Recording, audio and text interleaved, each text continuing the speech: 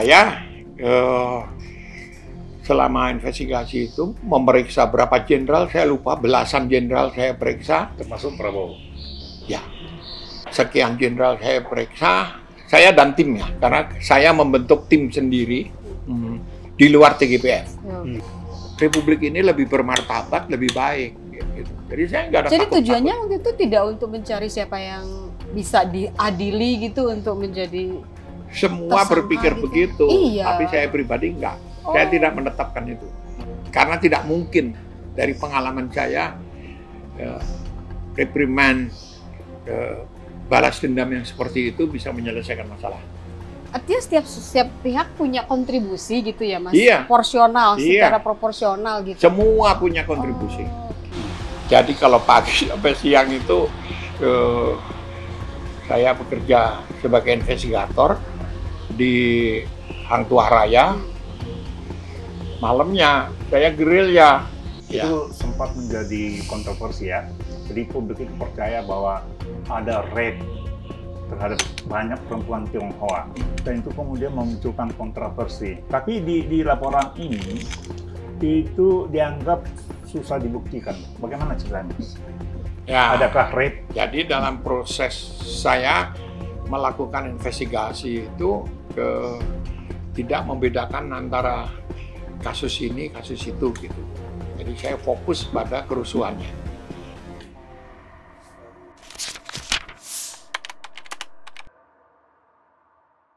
Selamat siang Mas Kiki. Siang.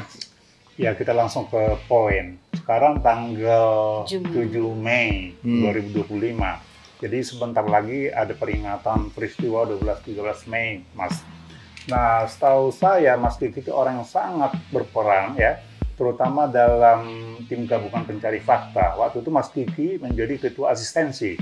Yang tugas tim itu adalah menginvestigasi kasus 12-13 Mei ya. Nah, bisa diceritakan Mas, bagaimana Mas Kiki dipercaya untuk menjadi ketua tim asistensi? Pertama, karena saya peneliti, jadi saya punya jam terbang panjang soal itu. Yang kedua, saya spesialis kasus-kasus kekerasan politik.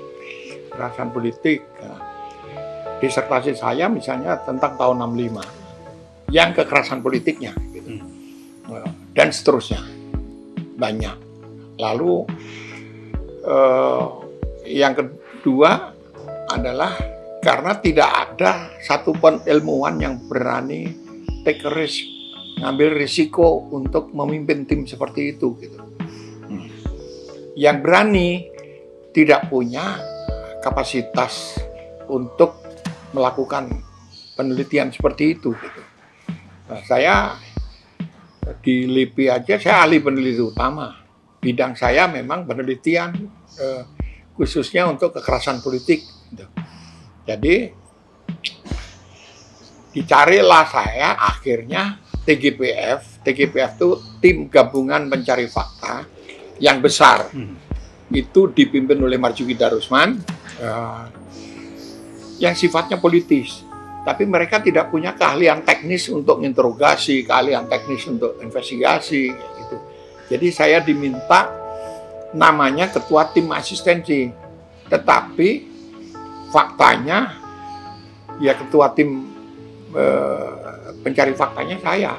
Gitu. Nah, sebelum lebih jauh Mas, bisa dijelaskan tentang TGPF yang dipimpin oleh Pak Marzuki Darusman ya? Antara lain anggotanya itu ada Bambang Soeharto, Profesor Saparudin Sardi, siapa lagi unsurnya? Itu ada, saya lupa ya, ada 11. Polisi gitu. Nggak ada. Saya nggak ingat ada polisinya, tapi ya, semua tokoh-tokoh LSM gitu. Tapi ada unsur pemerintah, ada unsur polisi, ada unsur jaksa, segala macam.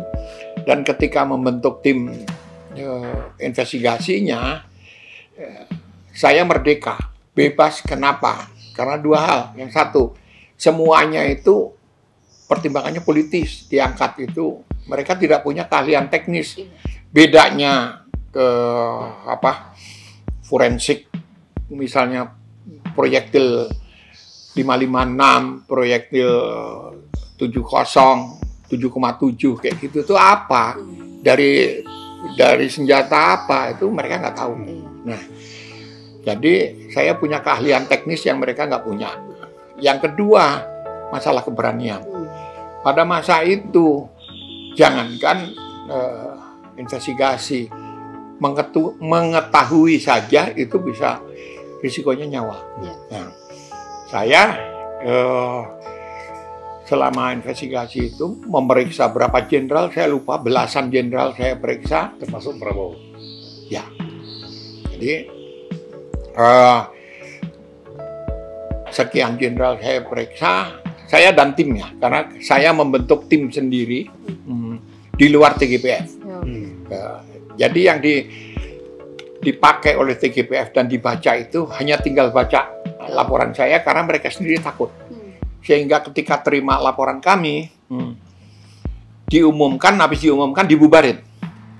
Tim itu dibubarkan dan ada klausul keputusan tim bahwa sejak dibacakannya ini itu kami tidak punya tanggung jawab. Oke, berarti ini alasan keselamatan ya? Iya, atas alasan keselamatan. Dan saya jalan terus. Saya, jadi setelah tim bubar masih terus dilakukan penelitian atau? Ya, iyalah. Masih terus ya? Saya kan harus mempertanggungjawabkan hasilnya, gitu kan. Sampai bertahun-tahun kemudian saya mah satu-satunya orang yang disuruh bertanggung jawab gitu. Dipasang badan iya, masing-masing. Sehingga teman-teman tuh ngeledekin. Nah, yang kerja kita mas berdarah-darah dengan resiko nyawa gitu. Yang jadi jaksa agung Marzuki. Saya bilang ke Kiki kan, gue yang keringatan lu jadi jaksa agung. Ketawa dia kan. Nah, tapi awalnya inisiatif siapa sih mas bikin TGPF ini? Kalau tadi kan dibilang alasan politis ya kan? LSM. Oh, jadi mereka memang. Jadi LSM itu berkumpul. Ya biasalah rapat-rapat ngomong segala macam. Kita perlu bentuk tim gabungan nih mencari fakta. Lalu nggak ada yang mau ngambil. Ya karena situasi waktu itu kan masih mengerikan begitu. Terus, mereka bicara-bicara, ketemulah nama saya. Udah sih Kiki aja. Dia pasti berani tuh. Saya ditawari, kepentingan saya satu, bukan kepentingan politis, ya. Tapi I am a historian. Saya tuh sejarawan. Nah, kalau saya punya peluang mimpin tim ini, seluruh data sejarah pada masa Indonesia kritis itu saya pegang. Dan kebetulan yang lain takut. Ya, nggak berani, nggak ada kesempatan, tidak punya keahlian teknis, ya udah dikasih. Gitu. Jadi saya leluasa, manggil ini, manggil itu gitu. Dana dari mana tuh mas? Kan besar ya dana untuk dari pemerintah. Oh, pemerintah. Iya, pemerintah. Tapi nggak besar juga. Saya ingat hanya berapa juta waktu itu. Yang untuk transport aja udah habis, nggak mungkin gitu. Untuk rapat itu nggak ada dana kita sama sekali gitu. Jadi patungan aja. Yang punya uang bantu beliin makanan kalau siang kayak gitu. Nah, salah satunya itu tempat yang kita pakai jadi sekretariat. Itu di Hang Tuah Raya nomor 3. Itu kantornya almarhum Dr. Sitanur. Nah, karena almarhum ini pengusaha kaya gitu. Ya kita dibiayai hari-hari dalam hal makan segala macam kayak gitu. Dan nggak ada honor. Sampai selesai sampai hari ini kalau saya mati ya nggak ada risikonya apa-apa, Wong. Nggak ada utang budi gitu ya? Nggak ada utang budi juga sama siapa kan kita nggak tahu. Dan Ibu Rosita waktu itu anggota TPGF ya? Iya, TGPF. Hanya dia yang punya duit dan dia yang berani ngambil risiko gitu. Mbak Ita kan cewek, jadi nggak mungkin lah Mbak Ita dibunuh. Mau diperkosa Mbak Ita udah tua kan. Jadi, itu inget banget saya nggak mungkin diperkosa, wong saya udah tua. Walaupun masih cantik ya. Iya.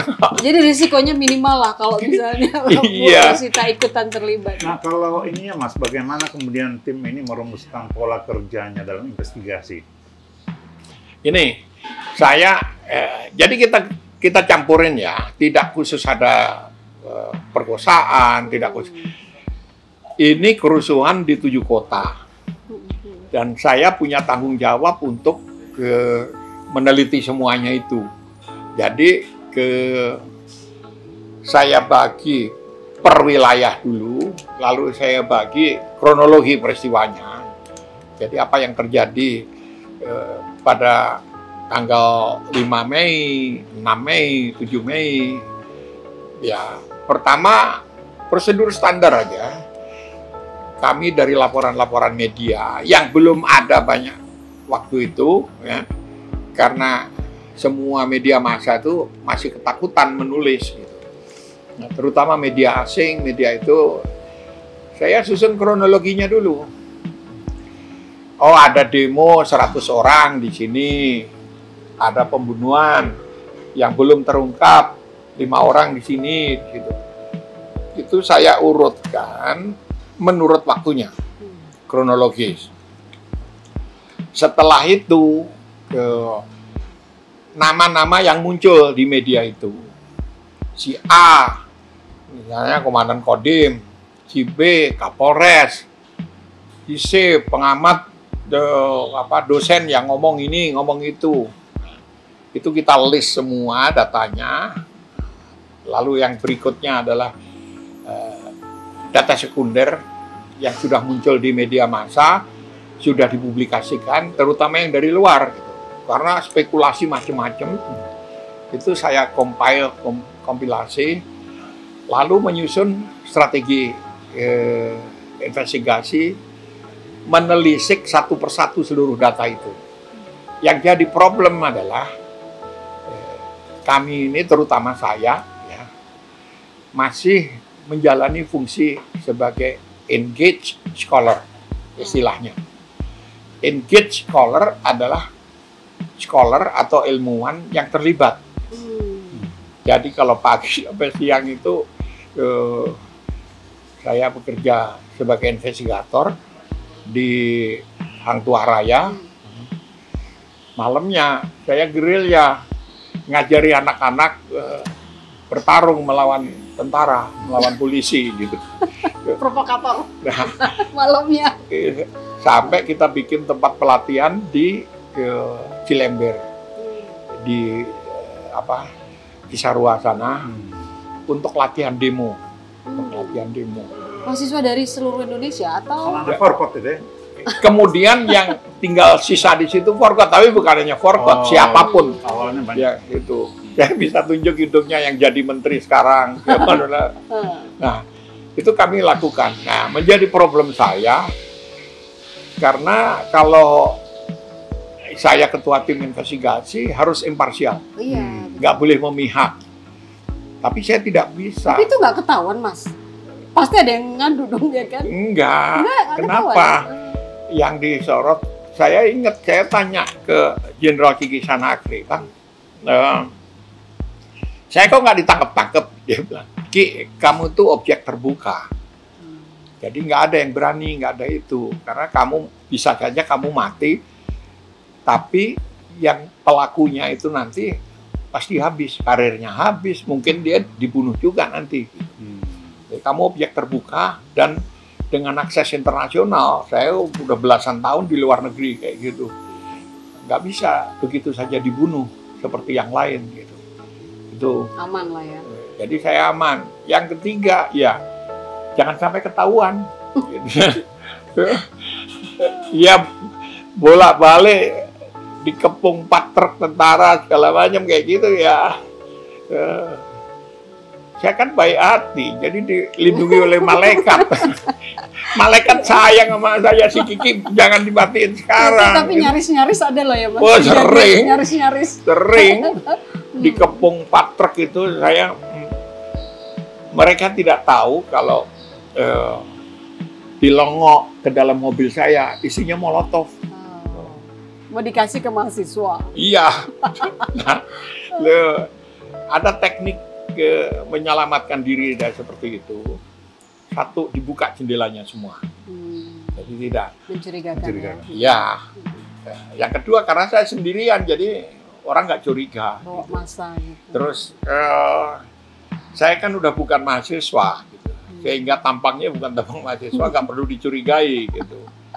Nah, dan tapi aparat itu tidak melongo. Kalau dia melongo isinya molotov semua, selesai, hidup saya pasti selesai. Itu zaman-zaman demo mahasiswa, Iya. salah kerusuhan ya. Iya. Mas, kembali ke itu tadi, cara kerja tim asistensi ini ya. Selain menghimpun data, menganalisa data, kemudian yang dilakukan adalah menginterview mereka yang Ya. terlibat. Nah, apa tantangannya ketika harus memeriksa para jenderal yang sangat powerful di masa itu? Pertama, siapa yang ngundang?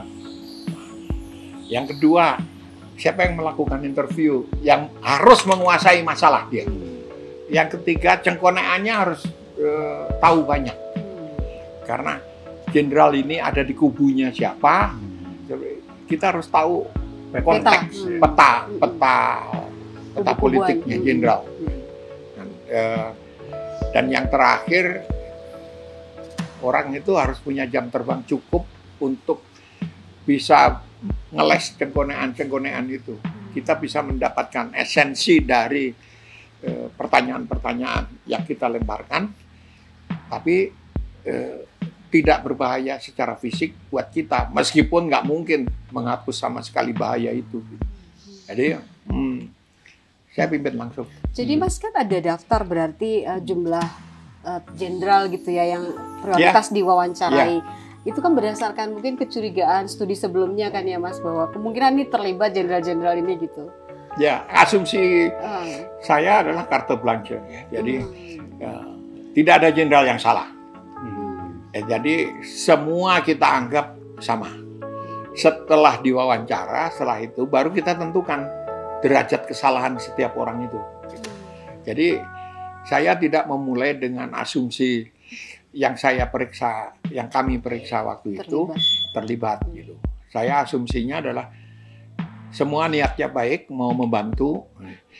Dan kalimat pertama yang saya sampaikan pada semuanya adalah kita tidak mencari yang salah. Saya mencari rumusan-rumusan supaya kejadian seperti ini tidak berulang lagi pada masa depan. Jadi jangan merasa disalahkan, jangan merasa karena saya mencari resep-resep untuk tidak mengulangi lagi kesalahan seperti ini. Dan itu membuat mereka nyaman. Tapi mereka juga tahu kalau saya dorong dikit pasti ada yang diadili. Dan memang saya tidak mencari untuk siapa yang diadili. Saya mencari kesadaran mereka bahwa ini salah. Yang lebih penting bagi mereka adalah ke depan itu jangan begini lagi. Dengan semangat rekonstruksi yang seperti itu, saya nyaman dan mereka yang saya interogasi itu nyaman. Ada nggak jenderal yang paling sulit gitu ya Mas? Tantangannya terberat ketika diwawancarai? Ada. Prabowo. Apa ini? Ngeyel nggak dia atau ngeyel? Iya ngeyel, gebrak beja kami. Jadi saudara tuduh saya makar. Bukan makar. Itu belum kasus makar itu. Itu tuduh saya dalam kerusuhan-kerusuhan itu. Jadi saya bilang, kalau tuduhan kami itu dan benar, Anda pantas jadi presiden. Karena membuat kerusuhan dalam situasi seperti itu sangat sulit, mustahil. Numpang kerusuhan bisa, tapi kalau menciptakan kerusuhan, mustahil. Saya tahu, saya pengalaman empirik langsung dengan kayak gitu, nggak bisa. Jadi yang alot itu dia Sapri. Alot gitu ya. Jajah? Jajah lumayan alot kayak gitu. Yang Wiranto juga kan Mas? Wiranto sangat kooperatif. Okay. Sangat kooperatif. Ya. Kalau polisi kooperatif karena takut. Itu terutama Pak Kumis itu. Iya. Jadi ketika udah jadi Kapolri, dia bilang, saya kalau ketemu Mas Kiki itu trauma saya. Trauma apa? Saya bilang gitu. Kan Mas dulu yang meriksa saya. Oh iya, sorry ya lupa saya. Gitu. Ya memang Nah, karena memang mengerikan apa dan kewenangan yang saya bawa itu menakutkan, termasuk pada tentara, pada polisi gitu. Saya kalau keras, saya gunakan kewenangan saya, dia ditangkap dan nggak bisa apa-apa loh. Saya punya kewenangan konstitusional dari atas semua dan didukung di bawah itu. Semua kan nunggu apa nih hasilnya kayak gitu. Dan semua berharap akan ada korban gitu. Yang disalahkan gitu ya. Yang bisa disalahkan. Saya nggak mau karena kalau ada yang disalahkan, ditangkap, dihukum pun peristiwanya nggak akan berubah kok. Itu satu. Yang kedua, ada impunitas. Kedepannya itu nanti akan ada kejadian seperti itu lagi, gitu, presiden gitu. Jadi saya bukan itu tujuan saya. Tujuan saya membuat Republik ini lebih bermartabat, lebih baik. Gitu. Jadi saya nggak ada. Jadi tujuannya waktu itu tidak untuk mencari siapa yang bisa diadili gitu untuk menjadi. Semua berpikir gitu. begitu, tapi saya pribadi enggak. Saya tidak menetapkan itu. Yang karena tidak mungkin dari pengalaman saya reprimand, balas dendam yang seperti itu bisa menyelesaikan masalah. Artinya setiap pihak punya kontribusi gitu ya Mas? Iya. Porsional, secara proporsional gitu. Semua punya kontribusi. Oke. Saya belajar dari Afrika Selatan, bagaimana Komisi rekonsiliasi itu. Iya, itu karena semua terlibat, ya semua sepakat sudahlah. Ke depan kita tidak mencari siapa yang salah, karena kalau mencari siapa yang salah nanti akan ada kejadian lagi dan cari lagi siapa yang salah nggak akan pernah selesai. Jadi yang dilakukan komisi apa namanya? Rekonsiliasi. Kebenaran dan rekonsiliasi. Kebenaran dan rekonsiliasi di Afrika Selatan itu adalah mencari semua faktanya, setelah itu saling memaafkan dan kedepannya tidak lagi mengulang. Dengan satu catatan, para pelaku yang terlibat tidak boleh ikut dalam pemerintahan baru. Adil, jadi dihukum semua. Iya. Dihukumnya itu dengan tidak boleh ikut pemerintahan baru, tapi mereka tidak diadili. Gitu. Win-win solution. Iya, itu win-win solution. Nah di kita kok lain sekali. Itu saya bilang itu yang tidak dilakukan karena yang kalah dalam pertarungan ngotot supaya menang. Gitu. Nah yang menang sibuk memposisikan diri supaya menang terus. Jadi beda karakter bangsanya. Tapi dari hasil Mas Kiki riset gitu, ini semua by intention atau mereka sebenarnya unexpected kok jadi gini gitu ketika bertemu dengan umumnya unexpected. Ada 1-2 yang memang by intention atau lebih tepatnya mengambil peluang di antara lubang-lubang kecil yang memberi peluang gitu. Jadi mereka kebablasan gitu maksudnya Mas sebagian. Iya nggak bisa ngontrol lah masa itu. Bagaimana mau ngontrol? Yang demo itu ratusan ribu, jutaan, jutaan yang itu tentara plus polisi waktu itu jumlahnya hanya 450.000. Semua turun tambahan chip segala macam nggak cukup. Iya. Saya masih megang buku ini Mas Kiki. Ya. Laporan akhir peristiwa kerusuhan 13 sampai 15 Mei di sejumlah kota Jakarta, Solo, Palembang, Lampung, Surabaya dan Medan. Ya. Ini yang membuat tim gabungan pencari fakta. Mas Kiki terlibat dalam penyusunan laporan ini. Bisa diceritakan? Saya ketua timnya, bikin laporan aja nggak ada yang berani. Pertama takut mereka di tim saya. Yang kedua juga tidak punya keahlian menulis yang cepat, yang seperti yang dibutuhkan oleh laporan ini. Jadi kalau mau sombong dikit, yang nulis ya saya sendiri. Saya sendirian. Sehingga ada suara-suara saya disuruh bertanggung jawab sendirian juga. Ya sudahlah, itu udah kemestian sejarah, keniscayaan sejarah. Jadi kalau Mas Kiki flashback lagi ketika meneliti itu dari jauh, kalau sekarang kan udah lebih ada distance gitu ya Mas ya, objektif melihat peristiwa. cukup akurat apa yang Mas Sigi sampaikan di itu. Pada waktu itu kan dekat banget ya peristiwanya. Jadi mungkin ada rasa takut tadi, ada subjektivitas gitu. Tapi kalau sekarang lihatnya begitu terjadi. Masih sama kalau bagi saya, karena ini prinsip-prinsip akademik yang saya pegang teguh gitu. Prinsip ilmiah yang saya terapkan untuk kasus-kasus empirik. Gitu. Tetapi ada yang sama, ada yang tidak gitu. Contohnya jarak itu tetap saya pertahankan, misalnya dengan objek yang saya teliti, ya. Dan kedekatan itu juga saya pelihara karena apa? I am an engaged scholar istilahnya itu. Scholar atau ilmuwan yang terlibat. Mengapa terlibat? Karena dasarnya saya aktivis dari zaman mahasiswa, sehingga tidak mungkin mengambil jarak netral. Saya salah satu korban zaman Orde Baru.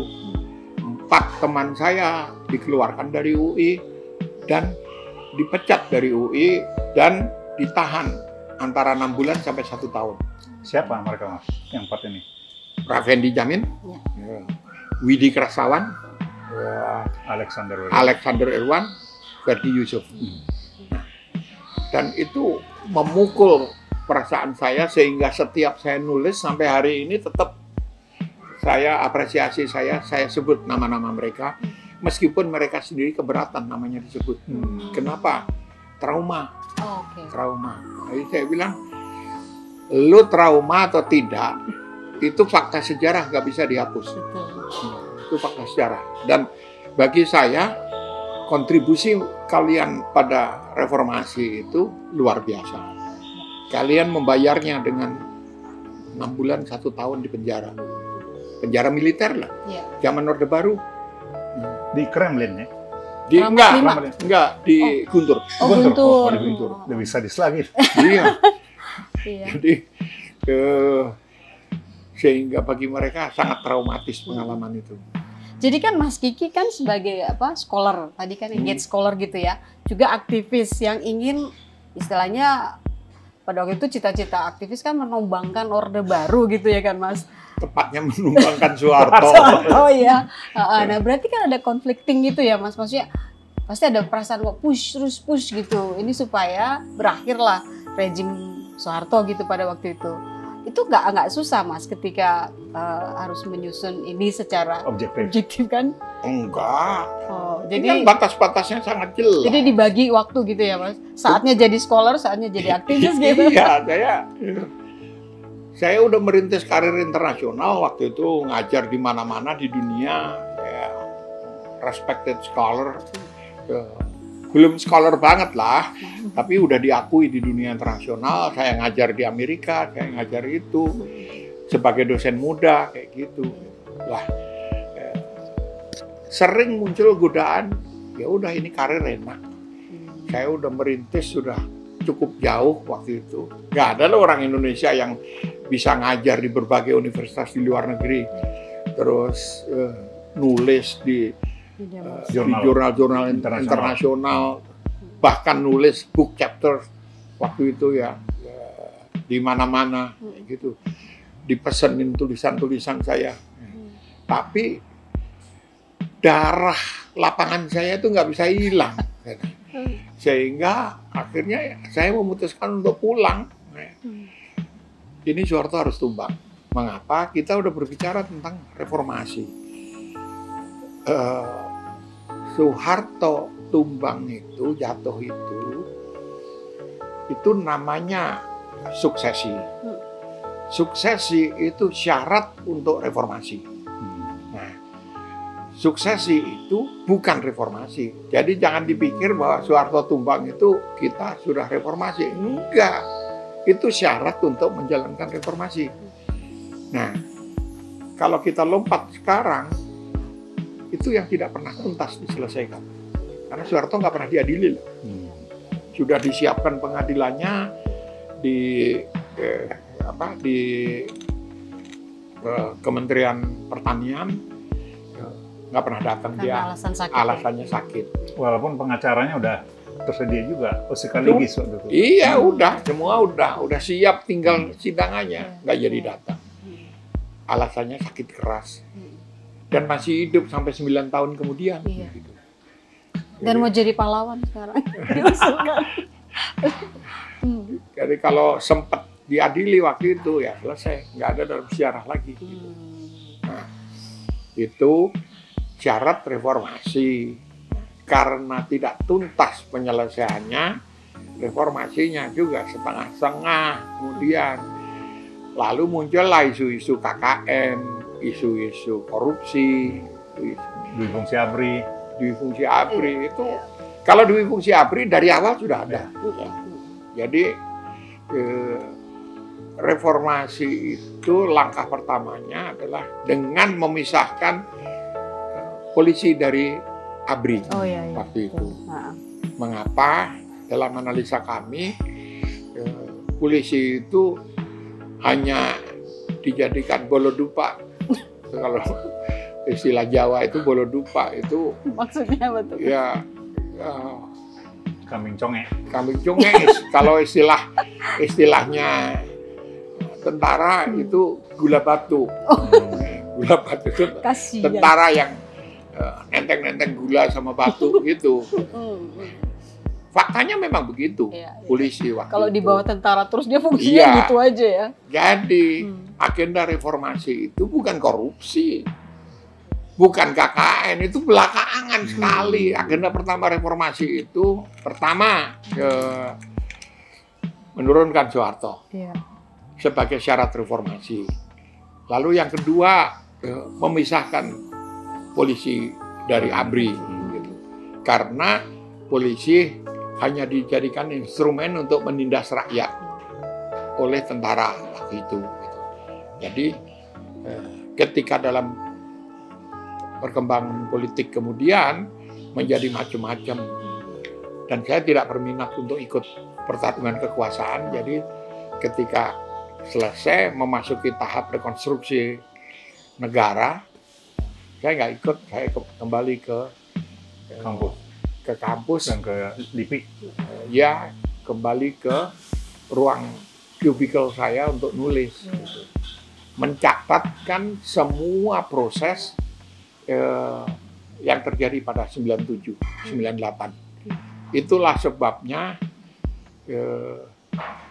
kalau sekarang ditelusuri kepustakaan tentang 98 hanya ada tulisan saya. Yang lain nggak nulis. Pertama, kenapa orang nggak nulis? Intelektual yang menulis 98 itu harus punya waktu, dan semua sibuk mencari peluang politik. Yang kedua, yang punya waktu dan mau menulis peristiwa-peristiwa 98 itu tidak bisa menulis karena mereka nggak ikut. Jadi kalau dia nulis, dia mau mengklaim bahwa saya punya andil. Nggak ada itu, suruh ngomong depan saya yang punya andil. Nah, kita tahu kok masing-masing. Saya kan nggak ngikuti perkembangan di kemudian hari. Jadi ketika di panel di stasiun TV, saya tanya panelis satunya, namanya Noel. Saya bilang, nah, kamu sekarang di mana? Saya tanya gitu. Karena memang saya nggak tahu. Saya wamen. Wamen apa? Wamen Kemenhukam kan? Wamen apa? Tenaga kerja. Kerja. Saya ketawa. Nanti saya tahu anak-anak itu semua dulu dia bawa pasukan kemana-mana, anak SMP. Karena nggak ada yang garap SMP. Jadi kalau kemana-mana tuh pasukannya ada sekitar 100 orang. Itu semua anak SMP. Dia kompor-komporin urusan politik itu. Ya, itu kayak gitu. Mas Kiki kalau dulu tadi sebelumnya kan Mas Kiki cerita sedang ngambil PhD tapi selesai cepat karena memang mau mengalokasikan waktunya fokus pada penumbangan Soeharto itu tahun 97 ya Mas.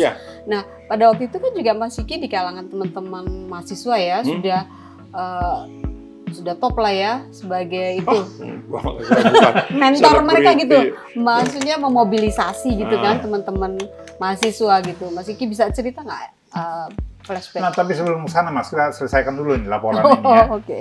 Nah, ini kan ditulis tahun 98, Iya. masih di tahun yang berdarah-darah itu. Nah, kesimpulannya itu ada beberapa yang saya masih ingat, itu antara lain bahwa kerusuhan itu adalah akumulasi dari sejumlah peristiwa politik, Iya. termasuk penculikan aktivis, lalu Iya. Krismon dan itu ya, gejolak di banyak daerah. Nah, tapi menurut Mas Kiki sebenarnya apa penyebab utama sehingga Jakarta menjadi sangat bergolak di masa itu, 2 hari yang sangat panas itu? Pertama distrust. Rakyat itu udah nggak percaya omongan pemerintah apapun kayak gitu. Yang kedua, Krismon. Krismon itu menjadi trigger yang mendorong orang marah. Itu. Yang kedua, Krismon. Lalu yang ketiga, bangunan kertas Orde Baru itu sudah tinggal roboh aja. Ya, mengapa dibangun di atas pilar-pilar politik yang sangat rapuh. Kalau kita mau jadi seseorang dalam tanda petik pada masa itu hanya bisa ikut ke dalam sistem. Oleh karena itu periode saya selama kuliah itu kami menyebutnya lost generation. Lost generation itu kami tidak bisa menjadi scientist yang tulen, yang benar-benar scientist tanpa ikut sistem, tanpa ikut Orde Baru. Yang kedua, tidak ada pengusaha sukses tanpa masuk ke dalam sistem. Tunjukkan pada saya, siapa pengusaha sukses waktu itu? Nggak ada. Lalu yang ketiga, kita tidak punya produk-produk pemikiran maupun karya-karya konkret kalau tidak masuk ke dalam sistem. Sehingga ada kejenuhan, ada itu karena semua aktivisme mahasiswa itu sampai 98 itu nggak ada yang berhasil. Semua kalah. Terakhir adalah angkatan 78. Nah, sejak itu runtuh, gerakan mahasiswa runtuh, ini runtuh, semua gerakan aktivis runtuh, sehingga tidak ada yang percaya Soeharto bisa diruntuhkan. Ketika saya ngajak teman-teman untuk bergerak, semua bilang, lo mimpi lo. Kalimat ini yang keluar, mimpi lo Ki. Tak bisa kita melawan Soeharto itu. Kayak bilang, ya mohon maaf, saya sekolah. Waktu itu kan saya dimusuhi tentara. Karena apa? Saya kampanye kemana-mana. Kami ini sekolah untuk ngurus negara. Itu pun nggak bisa, sulit sekali. Nah, tentara itu banyak kan alumni Akmil. 4 tahun. 3 tahun push up, 1 tahun baris berbaris. Saya mau digebukin semua teman-teman saya, kurang ajar lu kayak katanya. Lah memang iya kan ya bilang gitu. Nah, iya. Menghina mereka ya. Sampai almarhum Pak Geraito Wisodo itu Kapuspen TNI waktu itu bilang, "Mas, saya punya master loh." di London dari Prancis. Terus karena intelek juga dia maksudnya. Iya, ya, jadi jangan bilang lah saya cuma push up sama baris berbaris. Karena disekelilingi oleh teman-teman TNI, saya teriak, iya masalahnya Mas Geraito itu angkatan udara, maksud saya yang TNI gitu. Lah, ditarik saya sama Agus Wijoyo kan bilang, Mas Kiki, sekolah saya juga di Inggris. Iya, karena ikut bapaknya ke sana. Jadi saya dimusuhi karena itu. Saya hanya meluruskan rel aja. Rel bahwa kita ini kalau mau menuju ke bangsa yang profesional ya harus sekolah dalam bidangnya itu. Jadi saya bilang, keahlian saya itu mengurus huruf besar dan huruf kecil. Jadi editor. Sekolah saya itu sekolah nulis, sekolah editing. Satu-satunya orang Indonesia yang punya PhD dalam bidang publishing. Nah, anggota Asosiasi Editor Amerika saya. Nah, jadi kalau hiruk pikuk reformasi atau hiruk pikuk negara ini kalau sudah tenang, mari kita kembali ke profesi masing-masing. Jangan ajak saya masuk ke ruang politik karena itu saya tidak berminat. Saya bisa mencarikan politisi atau pejabat 10 yang terbaik di Republik ini. Tapi Anda carikan pengganti saya yang mampu menulis cepat, banyak, mendalam, dan bersih, bagus. Saya jamin nggak ada. Susah. Nah, jadi mari kita kembali ke kotak-kotak profesi masing-masing gitu. Dan saya suka ngeledengin Luhut, Bang Luhut, abang nih latihan jadi tentara yang baik, artinya bisa membunuh cepat, banyak, dan mati. Jadi janganlah berpretensi ngurus yang lain-lain kayak gitu. Kalau udah sepi, abang udah kaya raya, kayak gitu, kembalilah ke jalan yang benar, kembali ke profesi masing-masing. Gitu. Nggak tersinggung tuh, Mas? Ya biarin aja terus faktanya begitu kok gitu. Maksudnya ketika Pak Sigi ngomong sama Pak Luhut nggak tersenyum dia? Kontrolnya. Balik-balik lah. Iya. Kau katanya. Iya Bang. Kalau Republik ini jadi brengsek itu karena abang. Ngurusin semua. Iya. Jadi dan itu harus saya contohkan. Contohkan apa? Saya satu-satunya peneliti sampai sekarang itu tidak masuk dalam struktur kekuasaan apapun. Tapi pernah ditawari ya berarti Mas? Pada waktu itu ditawari pasti ya kalau Pak Sigi untuk jadi ini itu. Dari siapa menteri teknologi itu, Hatta Rajasa, Luhut, Gus Dur, SBY, semua nawari ke saya kok. Saya bukan bidang saya. Mari kita berkontribusi maksimal dalam bidang yang memang kita ahlinya, gitu. Nah, jadi dan orang menganggap saya nggak mampu.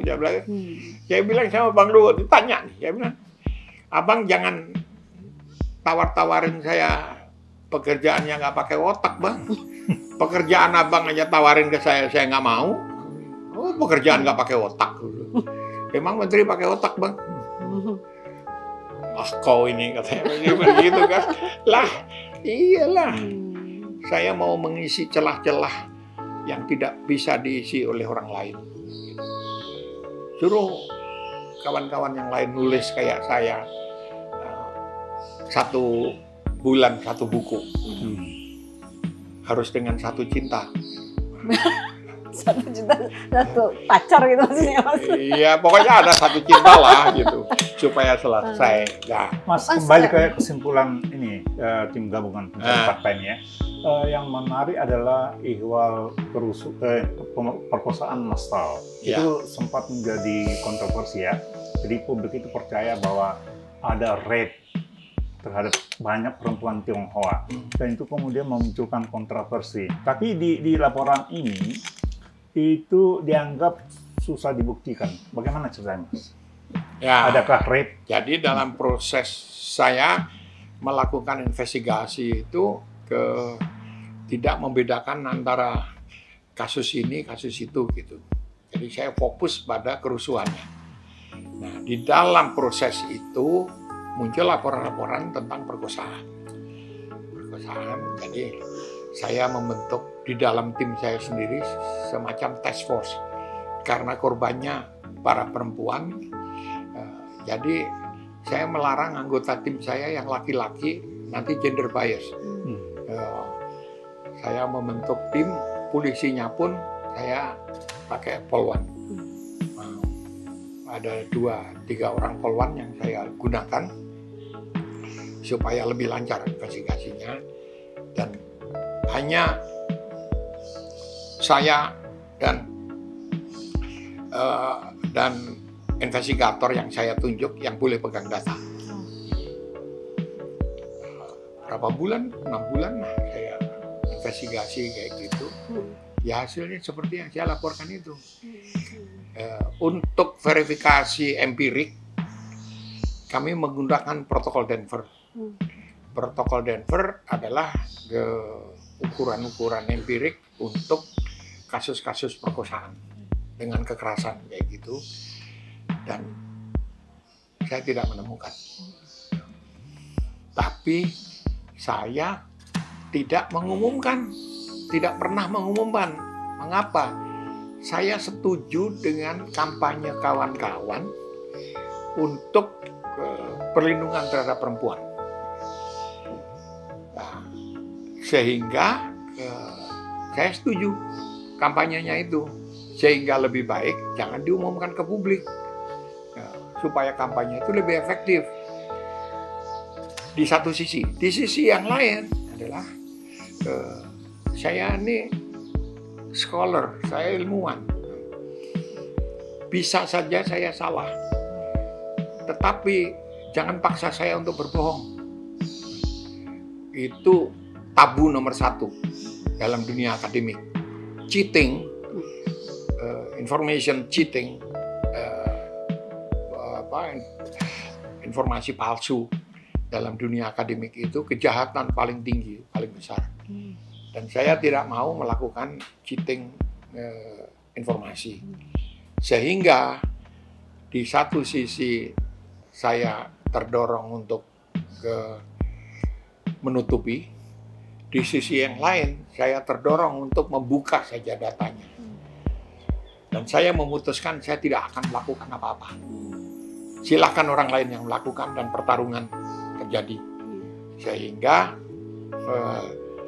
suatu hari saya di Belanda diminta bercerita tentang hasil investigasi kerusuhan Mei. Deal saya dengan panitia adalah jangan tanya masalah perkosaan. Karena saya tidak mau berbohong dan saya tidak boleh menyembunyikan. Lebih baik saya jangan ditanya soal itu. Ketika diskusi, saya dipaksa untuk membuka diri oleh moderatornya. Buka aja. Saya tanya, kalau ini saya buka, perjuangan kalian akan meluntur. Karena datanya nggak seperti itu. Gitu. Semua menekan buka aja, buka. Nah, ya, kalau saya buka, Anda harus siap konsekuensinya. Iya, nggak apa-apa. 150 orang itu mendesak saya untuk dibuka. Jadi setuju kalian dibuka? Buka. Oke, saya buka. Saya tayangin datanya. 246 laporan perkosaan. Mari kita lihat satu-satu. Dari laporan pertama, yang melaporkan nomor teleponnya sekian, namanya ini. Diverifikasi, didatengin tanggal sekian, jam sekian oleh penyidik kami. Termasuk saya sendiri, keliling kita. Laporan kedua, laporan ketiga. Akhirnya tinggal 2,5 laporan yang bisa diverifikasi. 2,5 kasus? Iya. Itu pun tadinya 4, ternyata ada laporan yang tumpang tindih. Jadi satu kasus dilaporkan 2 kali, kayak gitu. Lah, kalau di luar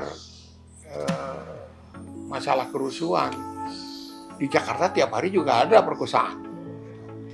Jadi ini tidak cukup kuat, karena kalau digunakan perjuangan kalian malah lemah. Jangan pakai data ini. Saya udah menyarankan, ribut, heboh. Saya udah ngomong, jangan paksa saya. Saya akademisi, saya nggak bisa ngubah angka. Oh yang diperkosa 10 aja gitu, nggak bisa. Oh dikurangi aja, ditekan. Atau ditambah-tambah, biar mengerikan. Nggak mau saya. Ada bunuh saya pun saya nggak akan mengubah pandangan saya. Nah, terus intinya buyar akhirnya. Kan deal kita dari awal, saya nggak bicara masalah ini. Bicara yang lain saya mau ngomong dengan fakta. Nah, kalau ini saya nggak mau. Itu udah sumpah saya kok. Dan saya tidak mau menipu publik dengan angka-angka palsu. Gitu. Akhirnya ya buyar.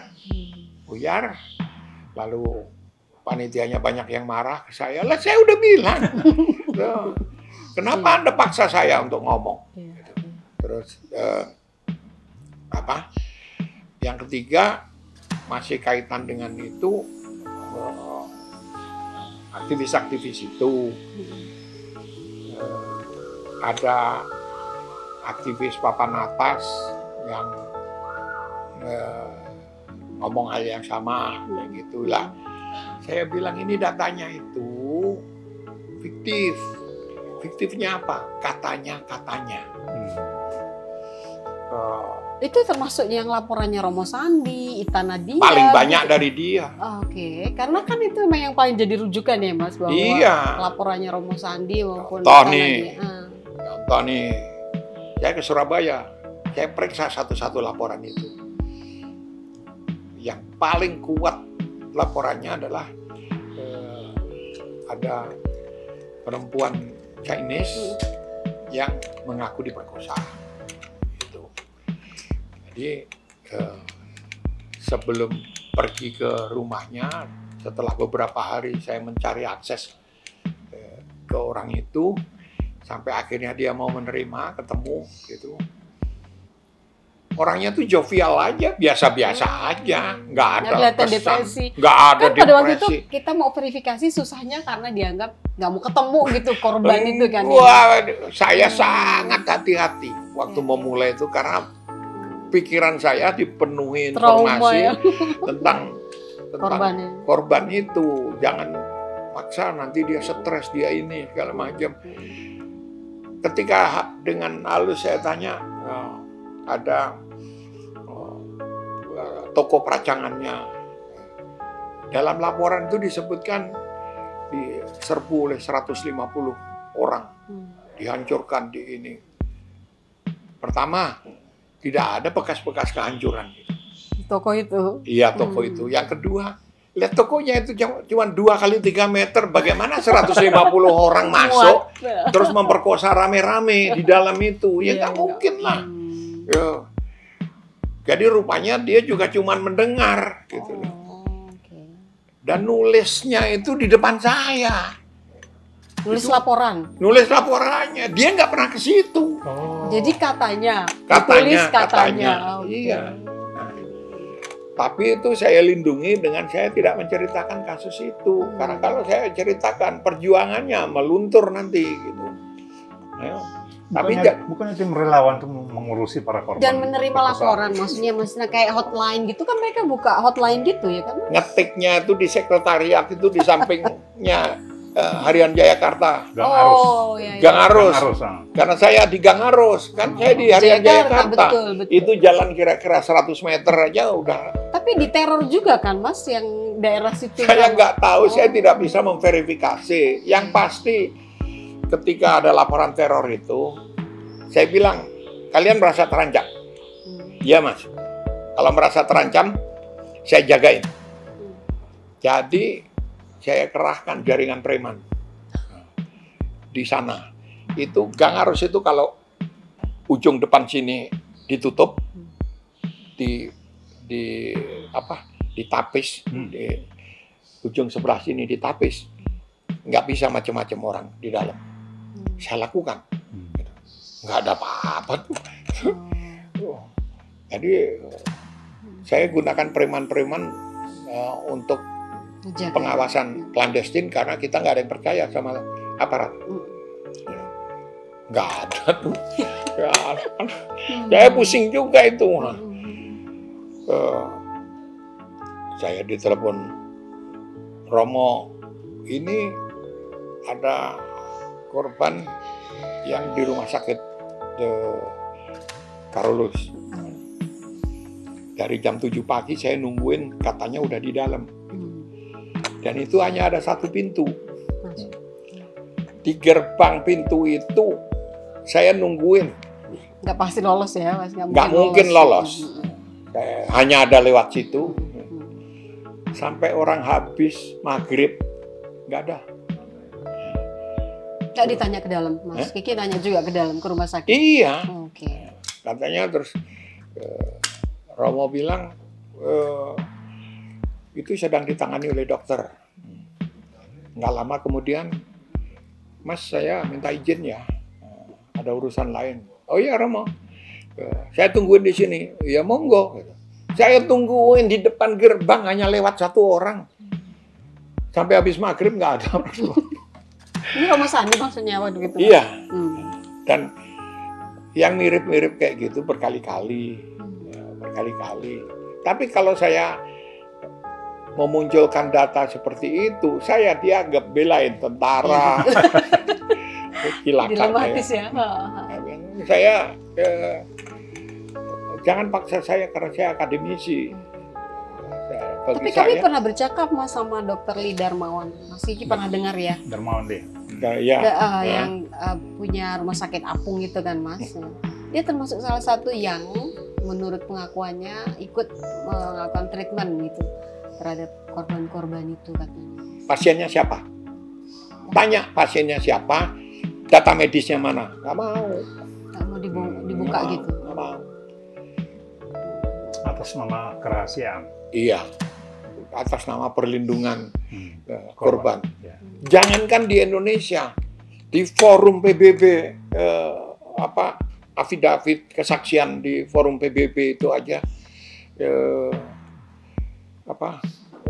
yang mensponsori ke PBB teman-teman aktivis dan relawan yang menangani katanya korbannya itu dari Human Rights Watch. Ya, itu nggak bisa membuat mereka ngomong alasannya melindungi. Mereka ngontak saya. Mereka siapa? Ya, yang memberangkatkan. Okay. Kiki, kamu yang menangani. Iya. Kenapa? Saya mau tanya, sebetulnya ada nggak sih korbannya? Saya ketawa. Kami udah habis banyak ini untuk bawa ke New York. Biayai maksudnya? Iya, biayai untuk ke sana. Dengan pendamping sekian orang ini segala macam. Mereka tidak mau, kita masih positif thinking ya. Mereka tidak bisa diwawancara katanya atas alasan keselamatan, atas alasan itu. Trauma, depresi gitu ya. Iya, saya bilang itu saya alami juga. Jadi sebetulnya ada apa enggak? Ya tanya aja sendiri. Yang berangkatin kamu kok. Itu kalau Human Rights Watch-nya Sidney Jones ya. Tapi kalau yang kisah Ita Marta Dinata itu gimana kisahnya sih Mas Kiki? Ada cerita ini nggak sih? Kan dia dibantai karena dia katanya mau melakukan testimoni gitu ke New York. Siapa sebenarnya yang melakukan itu ya? Bahwa dia dibantai, dia mati, ya. Bahwa dia mau ke New York, ya. Pertanyaan saya adalah, ada nggak kaitan antara keduanya? Kalau sebagai investigator, ya mungkin tidak. Karena di masa itu juga kan ya Mas, maksudnya timingnya pas gitu. Iya, jadi mungkin nggak juga, nggak ada kaitannya sama sekali. Kebetulan aja masanya pas. Contoh yang lain, dari kasus dari sekian 100 lebih yang kayak begitu, ketika dari protokol Denver lalu kita bisa memastikan terjadi perkosaan itu dari mana? Dari data medis, orang kalau disiksa kan dibawa ke rumah sakit. Kami telusuri Surabaya itu dengan sekian banyak korban itu. Kebetulan keluarga saya kan dokter semua, kakak saya, ponakan-ponakan, kakak-kakak saya, semua keluarga dokter saya cari, dan mereka pengurus ID, kasih akses masuk. Kita cari, Ki. Nggak ada tuh laporan itu. Jadi nggak mungkin lah orang mau mati terus nggak dibawa ke rumah sakit. Dan kalau dibawa ke rumah sakit pasti mereka yang tangani. Apa nggak mungkin datanya disembunyikan atau dihilangkan? Nggak mungkin. Rumah sakit nggak mungkin ya? Nggak mungkin kalau di rumah sakit. Sekian banyak dokter disumpel itu, ditakut-takuti, mereka nggak ada yang takut kok. Mungkin nggak Mas kalau mereka dibawa ke kayak safe house gitu ya, terus dokternya yang datang? Enggak, iya kan dokternya ngomong. Data kita beberin, kita buka, satu-satu dicek, nggak ada memang. Malah nanya, itu siapa, namanya siapa, nanti kita gampang kita cek. Namanya ini nggak ada memang.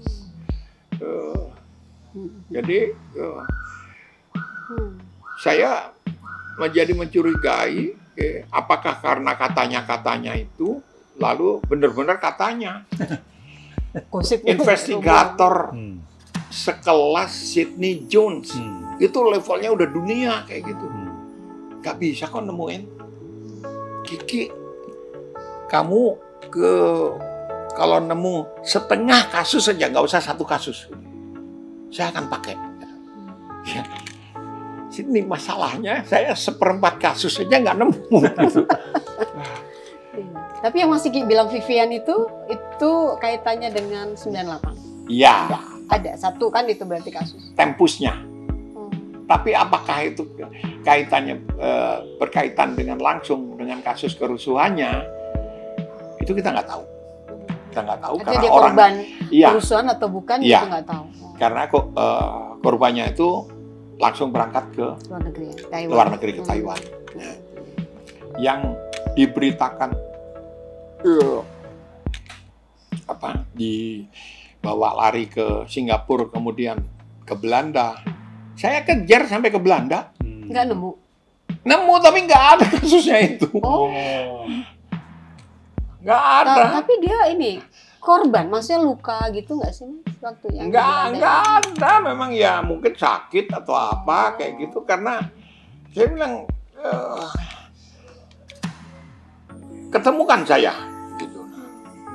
Ya kalau di sana dokter di sana emang bisa diancam-ancam kan enggak, gitu. Ya enggak ada itu yang ke Belanda. Saya kejar sampai ke Belanda, saya kejar sampai ke Hong Kong yang lari. Vivian itu Taiwan. Ke Taiwan gitu, dari Taiwan ke Amerika.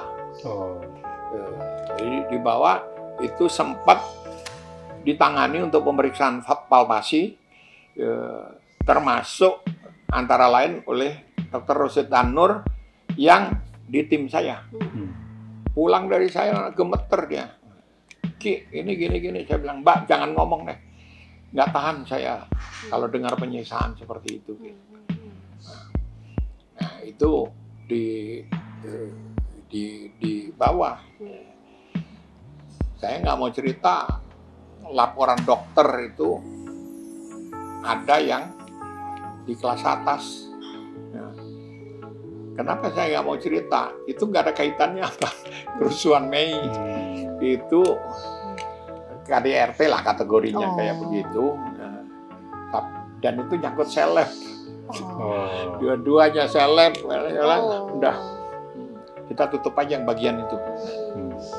Tapi terjadi pada saat itu ya Mas, pada saat peristiwa Mei. Tapi nggak ada kaitan dengan kerusuhan. Iya, nggak ada kaitannya. Kenapa saya tahu? Dokter jaganya waktu itu istri saya. Pak, ini ada gitu. Waduh, mendingan jangan ngomong deh. Daripada nanti macem-macem kayak gitu. Tapi mungkin sebagian menggunakan kasus itu nggak sih, Mas? Untuk dijadikan bahwa telah terjadi. Iya, tapi ini kan elitnya Indonesia, bukan nggak dipakai. Nah tapi ini Mas di laporan ini kesimpulan ya, poin 3 dinyatakan seperti ini. Sampai akhir masa kerjanya, TGPF telah menemukan adanya 92 kasus tindak kekerasan seksual di Jakarta dan sekitarnya, Medan dan Surabaya. Tindak kekerasan seksual tersebut terdiri dari 53 perkosaan, 14 perkosaan dengan penganiayaan, 10 seksual terdiri dari ada nggak kayak ini? Nah, gini. Saya selesai bikin laporan utuh. Saya serahkan ke pemberi tugas, yaitu TGPF. Karena tim gabungan pencari fakta itu tidak punya skill untuk investigasi, jadi menugaskan tim saya, itu tim asistensi namanya. Hasilnya saya serahkan. Karena mulai ada pertarungan politik. Ada anggota TGPF yang bilang, Mas, saya mau tanya, ada bukti nggak keterlibatan Prabowo? Gitu. Yang satu, yang tentara dan yang lain-lain, ditutup. Jangan ada informasi keluar. Ini, saya bilang ini di luar tugas saya. Silahkan bertarung sendiri. Termasuk ngutak-ngatik angkanya. Ini janganlah, sama sekali nggak ada. Udah ada berapa? Itu angka kompromi, bukan angka yang diperkosa. Jadi kira-kira yang pantasnya berapa ya gitu. Saya cuma nonton aja dengerin. Saya nggak mau komentar. Tertulis semua laporan saya. Tugas sejarah saya udah selesai. Bahwa kalian mau bilang tidak ada perkosaan, itu urusan kalian. Bahwa perkosaannya itu 100, korbannya 110, yang diperkosa cuma 100, urusan kalian. Tapi berarti mereka dapat informasi selain dari Mas Kiki barangkali dengan angka-angka ini nggak? Nggak ada. Jadi itu sepanjang proses itu kan saya ngasih laporan. Sampai hari ini kita dapati 200, sudah kita verifikasi 20, ternyata baru 180. Rapat berikutnya lagi saya laporan dari 180, terbukti kita harus cross out, kita buang 15 lagi gitu, sampai akhirnya selesai. Nah, ketika dihitung angkanya itu rebutan apa gitu. Masing-masing ada political baggage, ada bagasi politik yang dia bawa. Angkanya harus tinggi gitu. Yang satu bilang nggak bisa, kita rendahin aja angkanya kayak gitu. Nah, saya udah kasih laporan tertulis, silahkan mau dinaikkan, mau diturunkan, korbannya mau ditambah. Kalau mayatnya kurang kita bunuh lagi aja gitu. Ini sejarah yang harus diluruskan loh Mas, termasuk rencananya Fadlizon membuat sejarah Indonesia baru ya kan?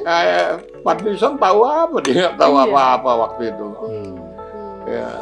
Saya bisa ngomong begini, kenapa? Saya melakukan kerja kotor. Kerja kotor di lapangan itu kan investigasi saya lakukan. Saya coba aja, ada nggak yang berani pada waktu itu melakukan investigasi, bertanya, mewawancarai 15 jenderal paling berkuasa waktu itu. Nggak ada yang berani. Tadi Mas Kiki bilang bahwa ada pertanyaan dari tim itu ya Mas, ada nggak keterlibatan Prabowo? Sebagian bilang ditutup saja. Nah, ketemuannya Mas Kiki? Untuk apa nih? Kerusuhan? Iya. Kalau kerusuhan, saya pastikan tidak. Sebagai perpetrator ya. Tapi numpang iya. Jadi saya sempat berkali-kali ngomong di TV waktu itu, kalau ada orang yang mampu membuat kerusuhan, orang itu pantas kita jadikan presiden. Mengapa? Sangat sulit untuk membuat kerusuhan. Jadi kerusuhan itu memang sudah ada, gitu loh. Sudah ada, lalu orang numpang. Nah, yang terjadi dengan kasus Prabowo seperti itu, gitu. Bahwa dia kemudian numpang datang ke presiden, ke istana, bawa pasukan apa segala macam itu numpang kayak gitu. Tapi dengan atau tanpa Prabowo bertindak sesuatu, tidak terjadi. Bumi Pertiwi, hamil tua itu sudah ada, sudah terjadi. Gitu. Jadi Jadi gak ada skenario besar, ada mastermind-nya gitu untuk semua mengaku membuat skenario itu, omong kosong. Omong kosongnya apa? Tapi ada triggernya pasti Mas ya, maksudnya? Ya, triggernya itu Krismon itu tadi. Krismon, Penculikan. mahasiswa ditembak Ya, di Trisakti. Trisakti. Ketika saya bilang yang nembak itu pertama kali yang memicu itu Brimob. So Mas Kiki yang bilang itu? Iya, saya nulis di Kompas. Wah, dimusuhi sama orang Brimob saya semua. Ini fakta kan? Fakta kan Mas? Saya nemuin yang nembak. Iya, kenapa marah? Terus, ya karena waktu itu saya juga nggak punya bukti, tapi dari semua bukti objektif itu pasti Brimob. Bagaimana ceritanya bisa bertemu dengan penembak itu? Saya ngobrol di sebuah polda yang jauh dari Jakarta. Cerita-cerita, saya ditanya-tanya soal 98. Kita bicaralah tentang kasus Trisakti. Itu tentang kasus Trisakti. Saya itu punya keyakinan dari data forensik bahwa ini pelakunya pasti Brimob. Terus ada satu orang perwira yang bilang itu pelakunya instansi lain. Maksudmu Kopassus? Iya, Prof. Sekarang gini, itu ada pasukan Brimob nih. Terus dalam teori itu ada orang lain nyelip bawa senjata. Kamu biarin nggak dia ada di tengah kamu? Pasti nggak bisa. Nggak bisa. Nah, mungkin ya. Terus saya tanya, kamu di mana waktu itu? Ada di situ, Prof. Posisimu di mana? Sini. Ngapain kamu? Saya Katim. Yang memerintahkan nembak. Iya, Prof. Tapi kan saya udah dihukum. Saya udah dihukum. Loh, kok bisa jadi polisi lagi? Karena perubahan-perubahan struktural pemisahan TNI Polri segala macam itu ada kebutuhan tenaga dicari lagi gitu. Jadi berkas saya hilang. Dipanggil lagi sama komandan, saya disuruh masuk lagi. Sampai sekarang jadi Brimob. Sampai saya cerita sekarang ini ya masih. Ya, saya bilang Jadi dia yang bilang instansi lain tuh Mas, maksudnya untuk menggiring Mas iya, Kiki supaya tidak percaya bahwa dan itu diikuti oleh semua iya. polisi karena mereka mau membebaskan diri. Saya bilang nggak mungkin. Nah, oh itu pakai senjata sniper dari gedung sebelah. Iya, BRI. Iya, nggak buat bisa. BRI kan dia di Trisakti kan? Iya, dari gedung hotel, sebelah ada itu. Hotel. Oh, sebelah ya, berarti kampus atau iya. Hotel atau apa di seberangnya. Sebelah Hotel Ciputra. Saya bilang itu jaraknya lebih dari 1 kilo. Tidak ada senapan yang bisa nembak lebih dari 700 meter kalau bukan sniper. Jadi ada kemungkinan ditembak dengan senjata sniper. Dan kami tidak menemukan satupun proyektil sniper. Artinya ditembak dengan senjata biasa. Kalau senjata biasa itu 556 kalibernya, tidak nyampe pelurunya. Jadi pasti bukan yang dituduhkan Kopassus lah atau apalah gitu. Terus yang kedua itu pelurunya banyak. Tidak ada satupun yang 776. Kaliber di atas 7 untuk sniper itu nggak ada proyektilnya karena saya kumpulin malam itu. Gitu. Yang ngumpulin otaknya Elang kan saya. Malam itu saya kumpulin. Berceceran di mana-mana? Di bawah bendera, tiang bendera Trisakti. Jadi kena kepalanya ya? Iya, kena kepalanya. Nah, dan pelakunya kemudian mengaku, tapi karena udah kisruh, udah apa segala macam gitu ya, udah lenyap aja. Gitu. Dia trauma juga habis itu kan. Tapi cari tahu nggak, Mas, kenapa dia menembak? Diperintahkan nggak? Ya dia katimnya. Tapi ada yang nyuruh dia? Dia nggak ngaku sih, dia nggak. Ya namanya inisiatif sendiri. iya situasi di lapangan, kamu tembak aja bang, gitu kan.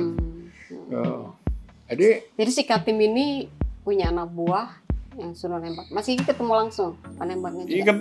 Iya ketemu orang saya yang interogasi, saya wawancarai. Jadi pakatnya apa waktu itu Mas? Orang ini? Pokoknya udah pamen aja. Oh, udah perwira juga ya? Iya. Saya bilang tujuan saya merekonstruksi sejarah itu kan bukan untuk mencari siapa yang salah. Tujuan saya mencari rumusan-rumusan agar tidak terulang ke depan. Itu. Dan tugas ini tidak mudah. Gitu. Betul. Tapi rasanya kita nggak pernah belajar sejarah, termasuk sejarah Mei 98. Banyak lupa. Karena satu yang terlibat dalam gerakan 98 itu saat itu ya tidak yakin bisa menang. Yang kedua, yang tidak ikut terlibat karena tidak yakin bisa menang, tidak mau menulis, tidak mau memberi kesaksian, nanti akan ketahuan dia nggak ngapa-ngapain. Oh, nggak ada kontribusi. Iya, nggak ada kontribusinya. Gitu. Saya kasih contoh aja. Semua pelaku 98 pasti tahu peran Adian, Nabi Tupulu. Iya. Tapi seberapa jauh peran itu? Nggak banyak yang tahu kecuali para sesama pemain. Nah, gimana ceritanya? Adian itu orasinya bagus, kuat sekali. Dan kita membutuhkan itu untuk ngompor-ngomporin teman-teman, sehingga dia itu dalam setiap aksi lapangan demo itu diumpetin. Kapan Adian orasi demo? 1-2 kali aja. Disimpan supaya nggak diambil terus hilang. Ini kita gitu. Tapi jadi dia memang pemimpin lapangan, iya, tapi terbatas gitu. Masih banyak yang lain yang lebih sering mimpin lapangan jadi Jenlab dari Korlap. Sangat sama gitu ya. Sangat juga ya. Dan itu musuhnya Adian. Iya. Sangat musuhnya Adian. Yang lain-lain sama semua kayak gitu. Itu sekedar contoh aja. Bagaimana kemudian ini tidak terdata. Kalau saya pribadi, untung saya membuat catatan harian, lalu saya terbitkan sebagai buku lawan. Mengapa? Saya sebetulnya tidak punya niat untuk menerbitkan karena itu kok selfie banget sih, gitu. Selfish gitu kelihatannya. Tapi oleh pemretnya Jakarta Post, itu Raymond Toruan, dia bilang, Ki, lu terbitin lah ini supaya ada catatan sejarah, gitu. Bahwa Jakarta Post itu juga ikut berperan dengan 234 mesin fotokopinya saya pakai 10 rem tiap malam itu untuk bikin selebaran itu gitu. Nah, akhirnya terbit itu buku itu dan hampir tidak saya edit sama sekali. Biarin apa adanya aja. Berarti itu catatan yang Mas Kiki tulis pada saat itu ya, Mas. Jadi kayak harian gitu ya. Iya. Tidak direkonstruksi lagi, oke.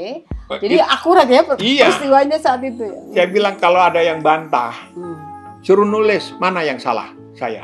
Nggak ada. Tapi bahwa itu perspektif pribadi saya, catatan pribadi iya, juga. catatan pribadi, sehingga berantem saya sama Adian. Dia marah-marah, nggak ada nama dia kan. Lah, saya bilang memang tidak ada. Kenapa? Saya tidak kenal nama Adian waktu itu.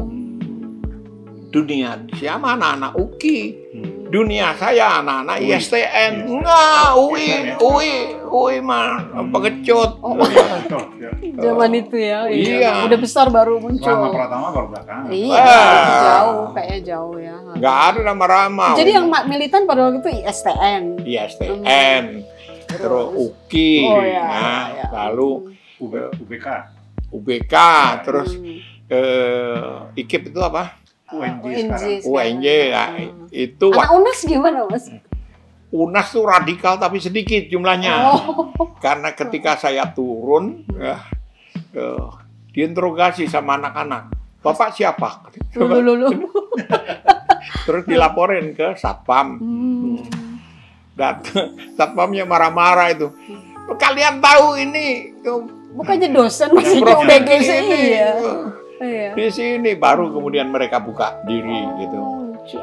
Kan saya bawa Indomie, Indomie 2 dus gitu. Saya bawa selebaran 1000 selebaran gitu kan. Nah, jadi dicurigai gitu. Kalau selebaran itu isinya apa Mas? Yang masih gitu? Macem-macem. Waktu turunkan kerusuhan, Soeharto gitu-gitu ya? Iya. Oke. Waktu kerusuhan itu kan ditempel di mana-mana muncul jangan dijarah, kami juga anti Cina, gitu kan. Nah, saya tutup, jangan dijarah, kami juga anti Soeharto. Nah, jadi kita geser isunya, keliling lah kita tempel-tempelin. Pamflet itu iya. ya Tempel-tempelin kayak gitu. Dan itu setiap pergerakan itu mengandung risiko konflik yang sangat tinggi. Di dalam? Iya, di antara kita kan nggak tahu kita. Oh, siapa teman, siapa lawannya. Kalau cerita itu Mas, yang Mas Kiki sama kawan-kawan melatih anak muda waktu itu di puncak itu. Cilember. Ya. Cilember. Itu punya adiknya Luhut. Nah, oh, ininya vilanya Mas? Vilanya. Oh, nah, okay. Jadi, Bang Bataran. ya, suatu saat saya pulang dari Amerika itu, saya bermimpi bikin tempat pelatihan seperti itu. Ya seperti inilah. Tempat pelatihan. Padepokan lah ya gitu. Iya, seperti itu untuk anak-anak KIR. Kelompok ilmiah remaja. Terus, Ucok bilang, kayaknya gue masih punya deh tanah. Yuk kita cari. Dia sendiri udah lupa. Saking banyaknya. Akhirnya ketemu. Ini bisa nggak lu pakai? Ya, bisa Cok. Udah serahin ke gua. Singkat cerita, saya bangun sampai menjadi tempat tetirah yang menyenangkan. Lalu pergolakan muncul kan. 98 itu. Ini nggak bisa kita pakai normal untuk kelompok ilmiah remaja. KIR. Kita pakai aja untuk anak-anak. Kita pakai untuk pendidikan singkat ke demo-demo. Nah, setelah itu karena kebutuhan lapangan, kita pakai untuk latihan demo. Jadi saya cari bendera-bendera, gunanya itu untuk apa? Supaya bisa ditaruh di bambu. Nah, bambunya itu untuk perang lawan tentara gitu. Bukan benderanya gitu. Bambunya. Iya. Termasuk ngeracik itu juga Mas. Bom Molotov nggak termasuk belajar di situ? Di belakangan. Oh. Gara-gara anak-anak di non-violent katanya. Anak-anak IT itu kalau berangkat demo alegoris. Nggak ada bawa apa-apa. Pulang bonyok, patah tangan, giginya rompal. Ya ampun. Terus saya bilang nggak fair ini, kita nggak boleh bawa senjata, tapi mereka bawa senjata kayak gitu. Mari kita mainkan. Saya ajarilah bikin molotov yang baik itu dari apa, gimana, nyari bambu yang murah meriah di mana, di Pulau Gadung sana. Kan bikin di rumah saya kan, besok saya bawa ke lapangan tiap kali ada demo saya bawa satu truk itu. Nah, apa? Efektif tapi itu Mas ngelawan. Mereka pede dong ya, lebih pede. Pede, bawa molotov, bambu itu. Pukulin. Tapi ya setelah selesai kan saya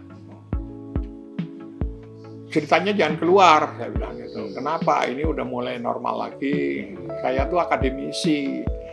cuman kalian paksa-paksa aja jadi demonstran lagi gitu. Kita yang ngajari Mas Kiki kan ya. Jadi kalau tokoh di lapangan ya sebutin aja semua nama. Kalau nggak tahu berarti dia baru ikut belakangan. Jadi saya kan menghapus peran sejarah saya.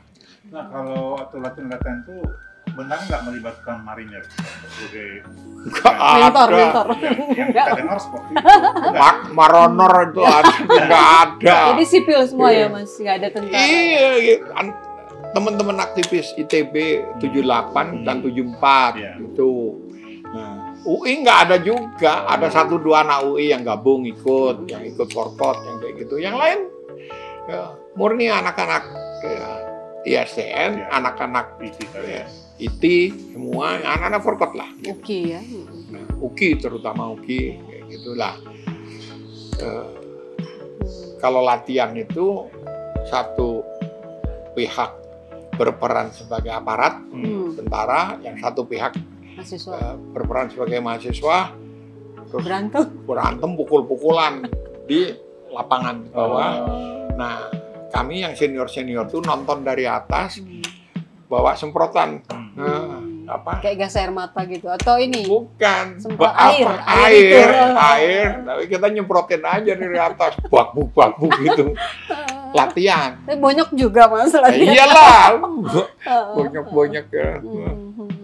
Jadi ya nggak ada marinir dari Hong Kong. Oh, katanya ada marinir yang itu cangkemnya si Juanda aja. Itu pengamat intelijen. Saya marah bolak-balik. Juanda, jaga mulutmu ya. Kamu merendahkan mahasiswa kamu. Iya. Mas, enggak. Kita kan hanya memberi ide. Kamu ngomongnya nggak begitu. Kamu nggak boleh sini lagi kalau ngomong begitu. Berarti ada berapa mahasiswa tuh Mas? Kalau di total dia yang di training di ratusan ya. Bergelombang-gelombang. Iya. Jadi kalau datang ke sana itu rata-rata 100 sampai 200 lah. Selesai nanti gantian. Total berapa hari ini? Berapa hari? Nggak tentu. Kadang 1 hari, kadang paling lama seminggu juga. Terus berganti terus. Makanya waktu kita di Atmajaya itu anak-anak mahasiswa udah canggih betul melempar molotov cepet gitu. Wah, ini kok udah ada yang ngajarin nih. Ngelemparnya itu 45 derajat pakai teknik melempar granat. Itu saya ajari.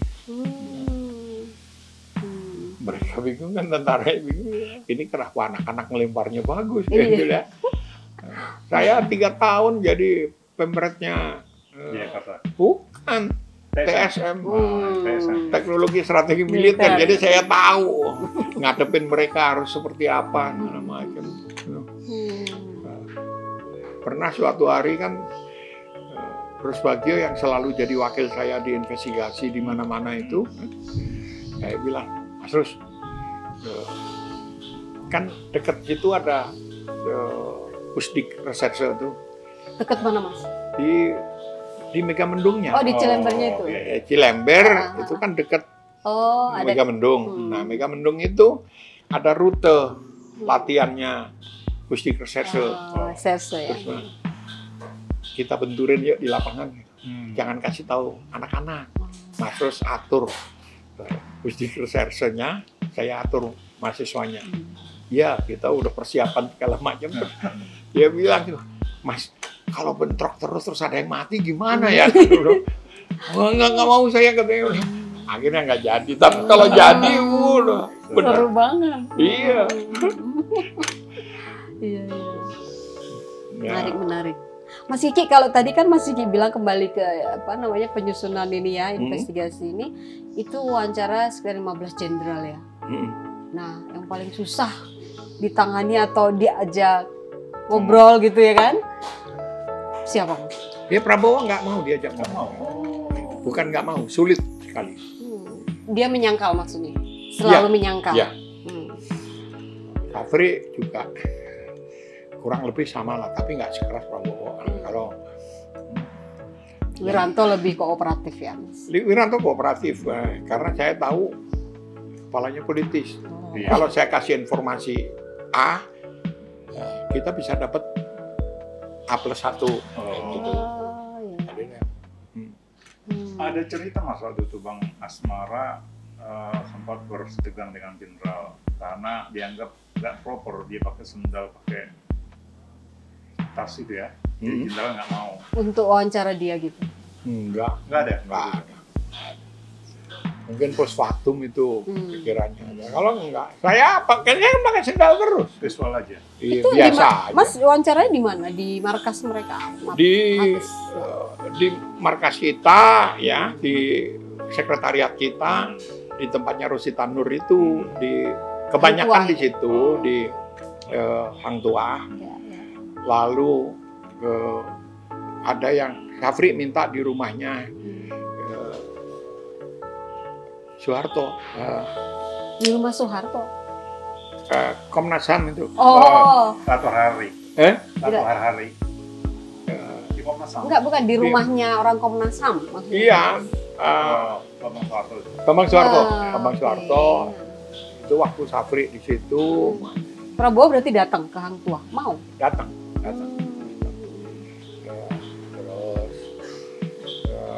Terus di berbagai tempat lah. Yang nyaman mereka aja. Iya, iya. Kita tawarin maunya di mana. Gitu.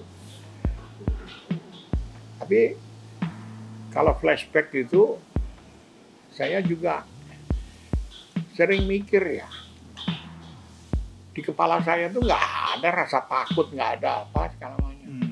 Mari kita urus negara ini dengan baik kayak gitu.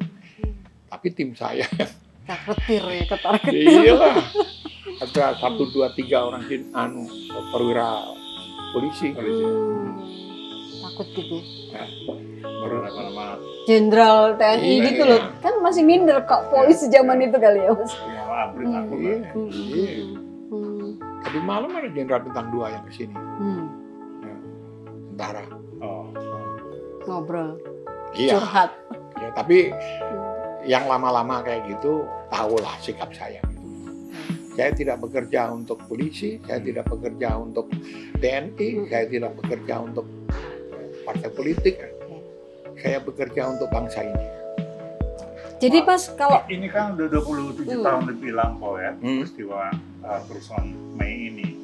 Nah kalau Mas Kiki melihat sekarang retrospeksi gitu ya, konstelasi kan sudah sangat lain ya, mereka yang pernah dipanggil untuk mempertanggungjawabkan perbuatannya sekarang malah sudah menjadi RI 1, 2 dan Menteri Pertahanan itu ya. Dan cantriknya Mas Kiki yang dulu bergabung dengan Polpol dan lain-lain sudah ada menjadi wakil menteri. Nah, bagaimana Mas perasaan semua? Yang pasti keadaan Indonesia tidak lebih baik dari tahun 98. C'est la vie, that's life. Hmm. Kenapa? Ada orang-orang yang berusaha konsisten, ada banyak teman-teman saya yang konsisten dan tidak jadi apa-apa, termasuk saya. Mengapa saya tidak mungkin melukiskan, menggambarkan bagaimana dulu saya membangun trust, confidence, kepercayaan mahasiswa dengan sumpah bahwa saya tidak berjuang untuk kekuasaan. Suatu hari kalau kalian lihat nama saya ada di pemerintahan baru, kalian cari saya dan kalian ludahi muka saya. Sehingga saya nggak mau ikut dalam pertarungan kekuasaan. Lalu muncul omongan saya sekian tahun yang lalu itu, ludahi muka saya. Karena secara verbal gitu langsung ada yang ngomong, kan? Jenderal nih. Saya masih ingat itu omongannya Mas Kiki. Ya terus kenapa? Saya tunggu aja kapan Mas Kiki jadi pejabat. Saya mau cari, saya mau ludahi muka saya. Cari kesempatan ngeludahin. Nah, karena konteksnya memang udah beda. Iya. Jadi itu satu, saya ya biarkan berkembang, orang-orang berkembang yang dulu pahlawan sekarang dihujat-hujat kayak gitu. Kalau saya biasa saya kembali ke dunia saya, menulis, memberikan catatan-catatan kaki sejarah untuk masa depan.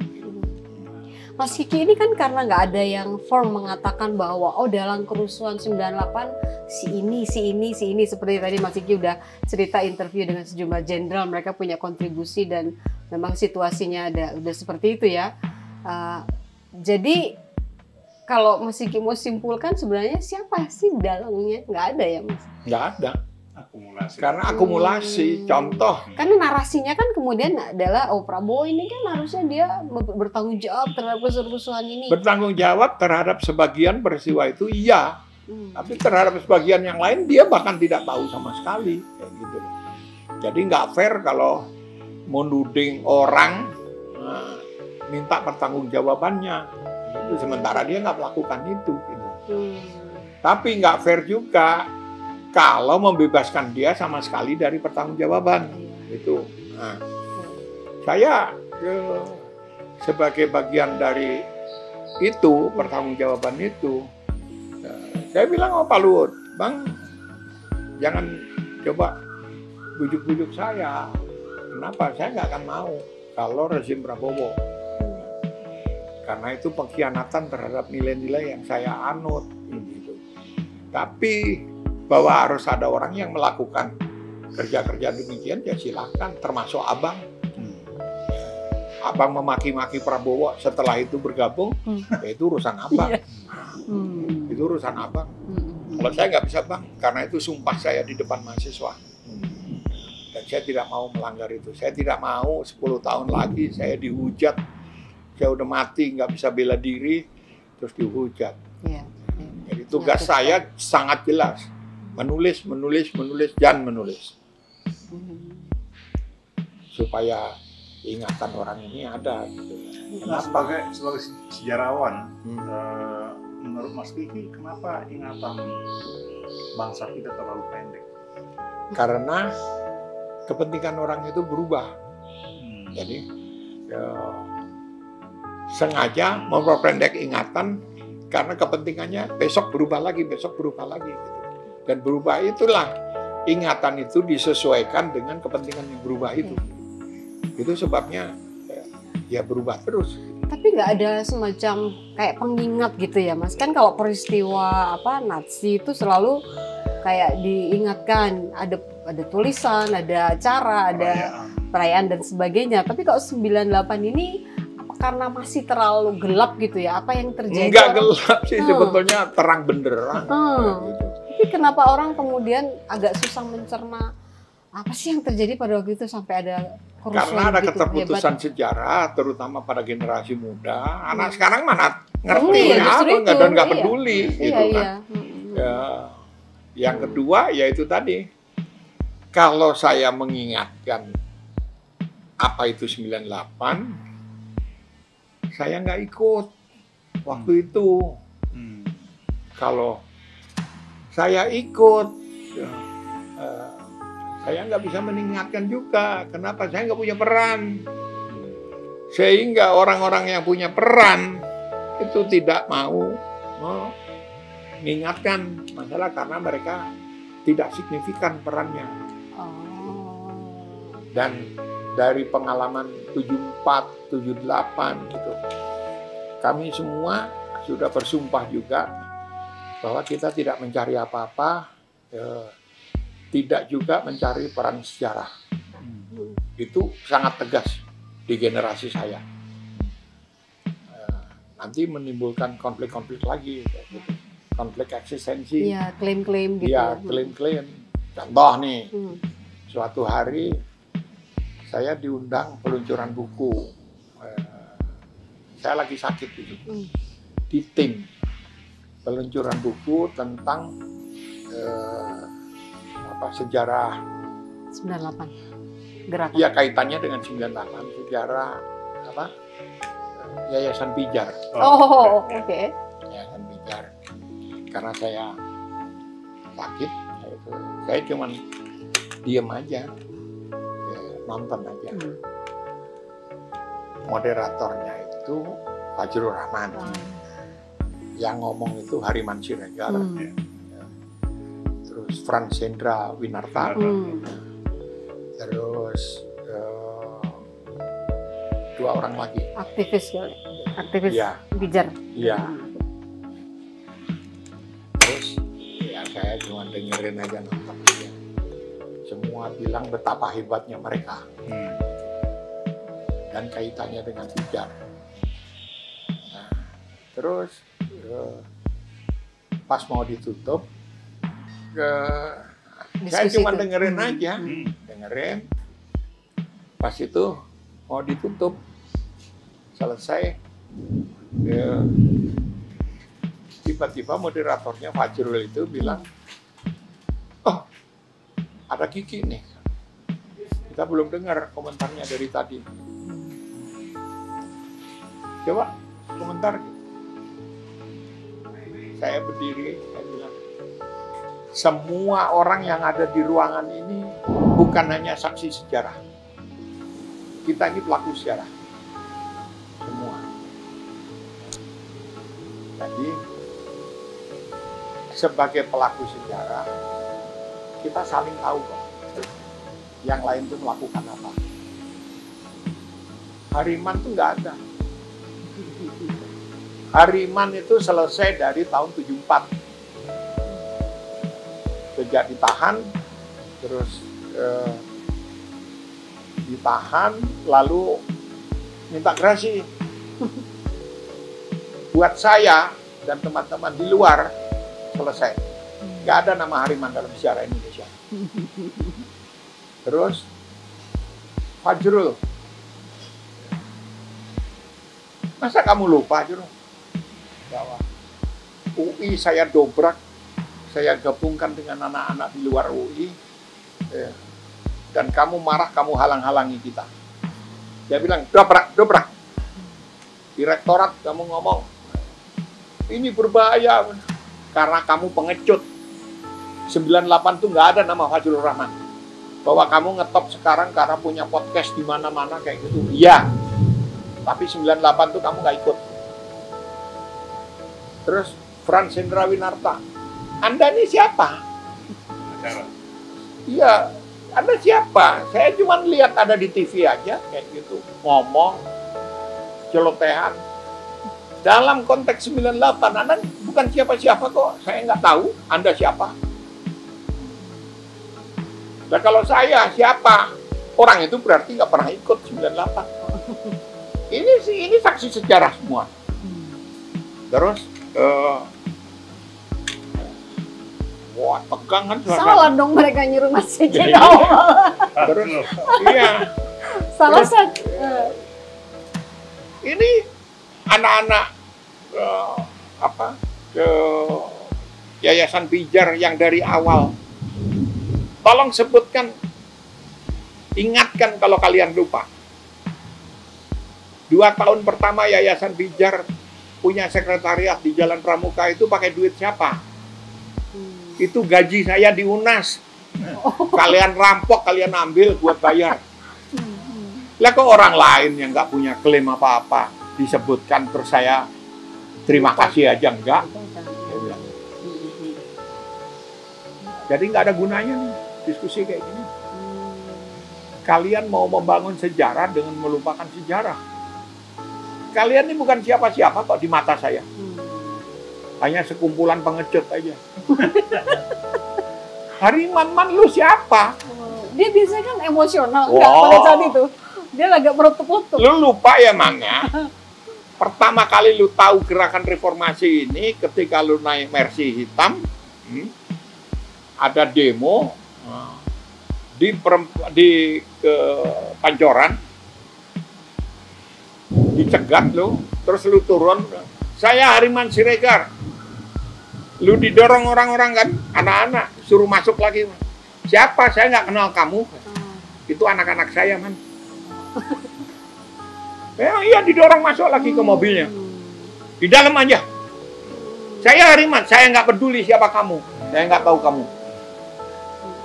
Terus sekarang kamu mengklaim, ya maaf ya, di mata saya lu bukan siapa-siapa. Udah, terus bubar. Bubar lah pasti. Bubar lah. Digugat habis Mas Kiki ya kan. bubar. Habis itu saya dimusuhi banyak yang senior itu. Jangan undang Nggak dia diundang, lagi. nggak diundang lagi. Saya nggak pengen diundang-undang, biarin aja. Dia bilang gitu. Iya. Saya tidak mencari peran sejarah. Saya mencari peran untuk menuliskan sejarah. Iya, iya.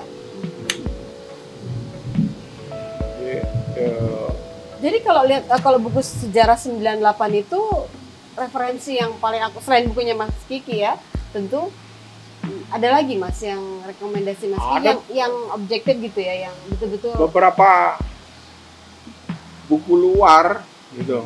Oh, malah orang luar ya? Iya, tapi itu juga nggak objektif semua karena referensi mereka tentang kejadian kan dari buku-buku Indonesia dan dari tokoh-tokoh Indonesia, wawancara segala macam. Dan semua mengklaim dialah paling hebat gitu. Betul. Saya kan nggak pernah ngomong. Contoh nih, Forkot dibikin di mana? Di rumahnya, di tempat kosnya si Ari Birong. Nah, oleh siapa yang ini? Anak Tempo itu. Itu ya. Si siapa itu? Iya. Nah, dia yang ngundang yang mimpin rapat di sana. Ya, bukan Adian ya Mas? Forkot kan Adian gitu ya? Kalau enggak, belakangan. Itu belakangan. Dan karena semua orang sayang dengan Adian, jangan kasih dia keluar. Nanti kalau ditangkap kita nggak punya pemimpin lagi, kira-kira gitu.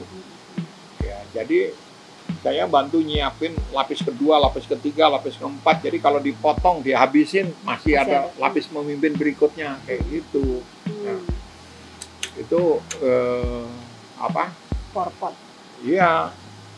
Dan anak-anak yang di luar Forkot yang tadinya jadi satu, itu juga masih eksis, masih berkembang, tapi tidak menjadi ikon seperti Forkot. Gitu. Masih ada mereka. Iya. Ya. Jadi kalau dibilang Forkot yang mimpin gerakan, enggak juga, ada banyak kan, itu fragmented kan, fragmentasi. Iya.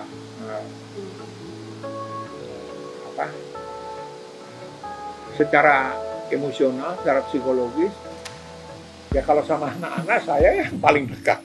Iya. Mulai dari ngasih ide, ngompor-ngomporin, sampai bikinin BM, Jadi supply untuk material bikin itu Mas Kiki pasti didukung juga oleh yang simpati ya kan Mas, donatur itu. Enggak? Saya kaya waktu itu. Saya sebelum masih zaman Soeharto itu sampai kira-kira 10 tahun yang lalu. Lebih sampai kira-kira tahun 95 lah kayak gitu. 2005 itu. Saya kaya. Kenapa?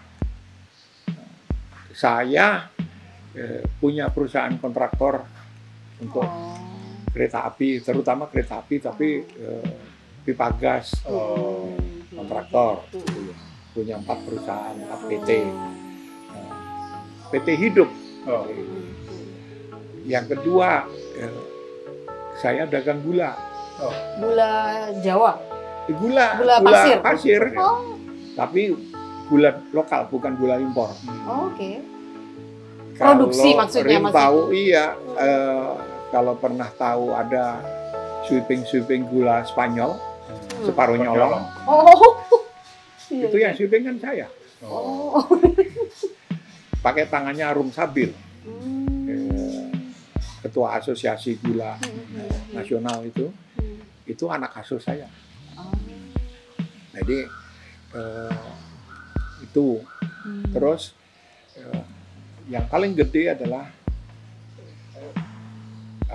dari dagang gula itu saya kemudian masuk, jadi semua ini ngerangkep jalan sendiri semua ke CPO. CPO sawit. Saya kebun sawit menangani 8.000 hektar di Sumatera Selatan. Nah, itu punya Thailand, BUMN Thailand, dan mengelola pabriknya. pabriknya kapasitasnya berapa ribu waktu itu ya, ton. Gede, pabrik gede. Sebagai pengelola CPO itu, nilai proyek yang saya tangani sekitar 1,5 miliar per bulan. Di luar itu, saya dikontrak oleh Thailand sebagai konsultan Asia Tenggara. Dapat duit merem 10.000 US dollar sebulan. Berlimpah dong ya hartanya, Mas. Ya, saya bisa membiayai semua pertandingan karate kemana aja. Habisnya memang paling banyak situ. Anak-anak demo, ya udah datang ke sini. Berapa rumah demo? Nah, 15 ribuan, Mas. Kenapa nggak ditambahin? Ya nggak punya uang lah untuk truk. Untuk apa? Untuk truk segala macam gitu. Kalau ditambah kemampuan kalian galang masa berapa lagi? Bisa kita lah 15.000 lagi jadi 30 ribuan. Gitu. Itu butuh berapa? Ya butuh 10 juta lagi lah. Minta kasih 10 juta, tambahin. Itu saksinya banyak itu. Nah, duit saya banyak. Belum konsultan untuk kerusuhan. Kalau kayak begini nih, setiap hari saya permintaan dari kedutaan lah, dari terutama lembaga-lembaga asing, ya, ada dari perusahaan-perusahaan asing yang paling enak itu Total Indonesia itu kerja setengah hari 60.000 US dan fasilitas premium. Jadi kita biasanya diminta ketemu di Bali, pesawat premium, hotelnya premium bintang 7. Jadi yang saya pernah tidur di kamar yang bekas Lady Di, Princess Diana. Berapa itu semalam? Waktu itu sekitar 180 juta. 180 juta per malam. Per malam. Nah, jasa yang dikasih Mas Kiki ke Total sama yang lain itu apa? Konsultannya sebagai gini. Ya. Ini yang agak rumit itu cuman ini arahnya mau kemana? Jadi analisis politik. Ya, tapi kalau udah di ujung-ujung biasanya cuma nanya presidennya nanti siapa? Dan saya nggak pernah meleset. Terus pertanyaan berikutnya, kami masih worth it nggak? Nambah investasi tambahan kayak gitu. Dan saya nggak pernah meleset, ngitung gitu. Jadi saya mah gini-gini. Asik banget ya kan Mas. Kita pernah di Bali, pembicara satunya mendadak nggak bisa datang. Saya suruh ajudan saya tidur di situ. Yang dia pakai tidur itu 240 juta semalam di luar pajak. Di luar pajak. Jangan tidur ya Mas kalau di kamar itu. Masih begadang. Kita bingung, kenapa? Kalau tidur itu rugi. Iya, pasti. Tapi kalau nggak tidur, di dalam itu kan fasilitasnya kayak hotel, kayak di kamar itu aja segala macam wine disediakan. Kalau kurang minta yang lain dianterin, kayak gitu. Terus tapi pemandangan di luar bagus. Kalau nggak keluar, sayang juga. Kita rugi gitu. Terus kita hitung, kamu hitung setiap menit itu berapa kamu bayar? Dihitung 5 juta, Dad. Kalau kamu keluar 5 menit, hilang 25 juta kamu hilang. Gitu. Nah, jadi itu bertahun-tahun kayak gitu. Karena apa? Mereka kan jendelanya itu kan Jakarta Post. Jakarta Post. Saya sengaja kalau Jakarta Post ada kayak begituan, saya nulis. Nulis dengan alamat email. Besoknya pasti diteleponin. Pak Kiki bisa ketemu nggak? Kalau yang kenal baik segala macam, saya tunggu di kantor. Tapi kalau kenal nggak baik, ya maaf saya sibuk gitu. Ya, ada tarifnya, kalau nggak usah, saya nggak mau. Oh, meladeni itu aja udah setengah mati saya. Jadi sebulan 2-3 miliar gitu itu biasa. Orang-orang Jadi nggak ada donatur di belakang yang Mas Kiki kegiatan itu, nggak ada. Wah, Jadi cukup donatur duitnya ya. dari Hong Kong. Iya, soalnya nggak kalau itu ada. pasti pamrih juga ya, mereka pasti Iya. akan minta timbal balik. Iya, nggak ada itu. Masih ada orang-orangnya masih itu.